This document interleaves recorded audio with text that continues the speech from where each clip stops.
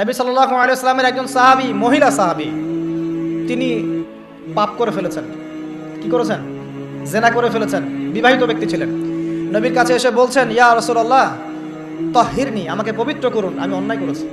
নবী সাল্লাল্লাহু আলাইহি ওয়াসাল্লাম বলছেন, মুখ ফিরিয়ে নিচ্ছেন, একবার ডান দিকে মুখ ফিরাচ্ছেন, একবার বাম দিকে মুখ ফিরাচ্ছেন। নবী শুনতে যাচ্ছেন না, কারণ এটা কোর্টে চলে আসলেই বিপদ। নবীজি বলছেন, বাসায় যাও, বাসায় যাও, তওবা করো, আল্লাহর কাছে তওবা করো, আল্লাহ মাফ করে দিবে। বাসায় চলে যাও, বাসায় চলে যাও, তওবা করো, আল্লাহ মাফ করে দিবে। সেই মহিলা বলছে, না ইয়া রাসূলুল্লাহ, আমি অনেক বড় অন্যায় করেছি, আমাকে পবিত্র করুন। আপনি পবিত্র না করেন তাহলে পরকালে আল্লাহ আমাকে শাস্তি দিবেন, আমাকে পবিত্র করুন। এবার নবী সাল্লাল্লাহু আলাইহি ওয়াসাল্লাম বললেন, বাসায় যাও, তুমি গর্ভবতী হয়েছো, হ্যাঁ, বাচ্চা খালাস করো, তারপরে এসো, তোমার বিচার করে দেওয়া হবে ইনশাআল্লাহ। সেই মহিলা বাসায় ফিরে গেল, তওবা করতে থাকলো, তার গর্ভের সন্তান বড় হতে লাগলো। এক পর্যায়ে সন্তান জন্ম হলো। সন্তান জন্ম হওয়ার পর সে এসে বলছে, ইয়া রাসূলুল্লাহ, এই যে কোলের বাচ্চা, এই যে 3 দিন আগে 4 দিন আগে হয়েছে সন্তান, আমাকে এখন পবিত্র করে দিন, আমাকে শাস্তি দিয়ে পবিত্র করুন। নবী সাল্লাল্লাহু আলাইহি ওয়াসাল্লাম বাচ্চাটিকে তাকিয়ে বলছেন যে এই বাচ্চাকে দুধ পান করাতে হবে। এবার তিনি নবী সাল্লাল্লাহু আলাইহি ওয়াসাল্লামকে বলছেন, ইয়া রাসূলুল্লাহ, এই যে আমার বাচ্চা এখন রুটি খেতে পারে, আমাকে এখন পবিত্র করুন।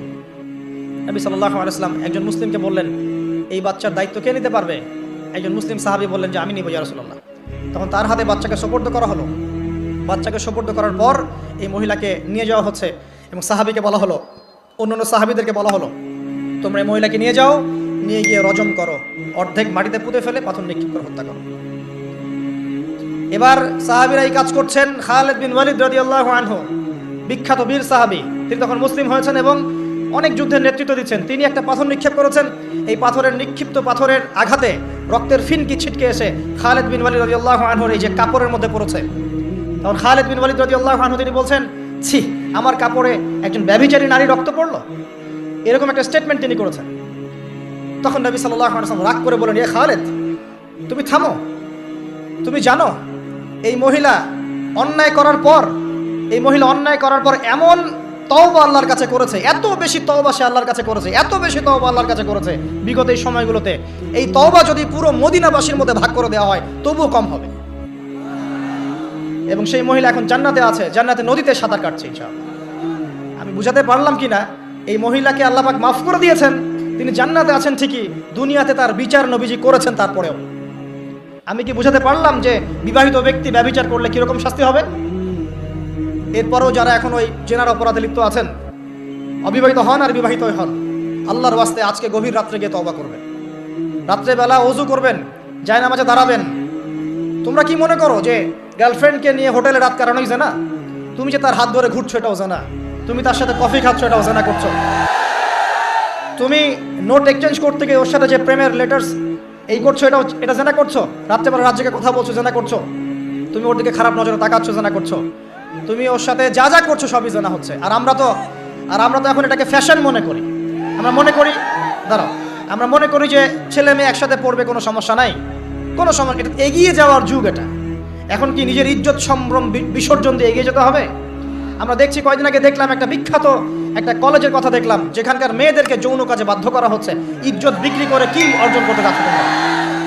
নিজের ইজ্জত বিক্রি করে কিসের সার্টিফিকেট অর্জন করতে যাচ্ছ তোমরা? সুবহানাল্লাহ। আর এখনকার জরিপ ভয়াবহ। এখন অ্যাডাল্ট ছেলেদের মধ্যে 10 জনের মধ্যে 5 জন বিয়ের আগেই যৌন সম্পর্ক করেছে।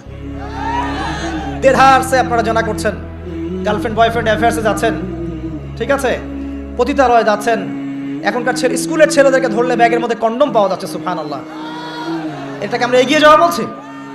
অথচ যদি প্রাপ্তবয়স্ক, গভর্নমেন্টের আইনে কি আছে, 21 বছর না ছেলেদের? 21 বছর আর মেয়েদের কত? 21-18 হওয়ার পরেও যদি কেউ বিয়ে করতে চায়, সমাজ তাকে মেনে নিতে চাচ্ছে না। সমাজ বিয়েটাকে কঠিন করছে, জেনাকে সহজ করছে। যত বেশি বিয়েকে কঠিন করবেন জেনা তত বাড়তে থাকবে। আর বিয়ের সময় দেখা যায়, মনে হয় যে মেয়ের বাবা মেয়েকে বিক্রি করছে আর ছেলের বাবা হচ্ছে একটা মেয়ে কিনছে। মেয়ে বিক্রি করার সময় মোহর দিচ্ছে 10 লাখ 15-20 লাখ, ম্যাডাম মেয়েটাকে বিক্রি করা হচ্ছে। আর ছেলে যে যৌতুক নিবে এবারে নিচ্ছে 10 লাখ 20 লাখ যৌতুক নিচ্ছে এখান থেকে। তো এই যে একটা জাহেলিয়াত চলছে, মানে আইয়ামে জাহিলিয়াত কোথায়? আইয়ামে জাহিলিয়াত তো এখানেই। আমি তো চোখে দেখি এই বিশ্বটা আইয়ামে জাহিলিয়াতের যুগ। কে বলেছে যে আবু জাহেলের যুগটাই আইয়ামে জাহিলিয়াত ছিল? আইয়ামে জাহিলিয়াতে শিরক ছিল, এখনকার বিশ্বে রন্ধ্রে রন্ধ্রে শিরক আছে। আইয়ামে জাহিলিয়াতের মধ্যে সুদ ছিল, সুদ। এখন সারা বিশ্বে রন্ধ্রে রন্ধ্রে সুদ। আইয়ামে জাহিলিয়াতে মাদক ছিল, মাদক। এখনকার দেখেন এই যে বর্ডার এলাকা না, এগুলা দেখবেন বর্ডার এলাকায় মাদক দিয়ে ভর্তি। শুধু এখানকার সমস্যাটা এটা, এখানকার সমস্যা না, যে কোনো জায়গার বর্ডারে সমস্যা। মাদক দ্রব্য খাচ্ছে মুসলিমরাই, সে জানে না একবার মাদক দ্রব্য সেবন করলে 40 দিন নামাজ কবুল হয় না। কেউ যদি মাদক দ্রব্য সেবন করে এবং এই অবস্থায় সে মৃত্যুবরণ করে, রাসূলুল্লাহ সাল্লাল্লাহু আলাইহি ওয়াসাল্লাম বলেছেন তাকে আল্লাহ পাক তিনাতুল খাবাল পান করাবে।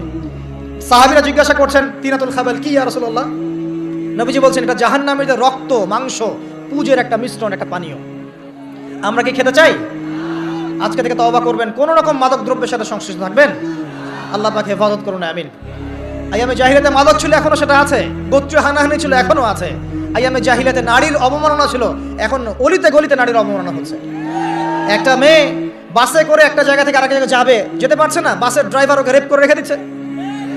ঢাকা শহরের মধ্যে এক জায়গা থেকে আরেক একটা মেয়ে যাবে, রাত্রেবেলা কাজ শেষ করে যেতে পারছে না, বাসের কন্ট্রাক্টর হেল্পার মিলে ওকে রেপ করে রেখে দিচ্ছে। কোথায় মেয়ের স্বাধীনতা? কোথায় মেয়ের ইজ্জতের স্বাধীনতা আছে? একজন বড় ক্ষমতাধর ব্যক্তিও তার স্ত্রীকে রাস্তায় একা ছাড়তে সাহস পাচ্ছেন না এখন, না জানি কি হয়ে যায় রাস্তা ছাড়লে। তাহলে কোথায় নারীর স্বাধীনতা? কি বুঝাচ্ছেন?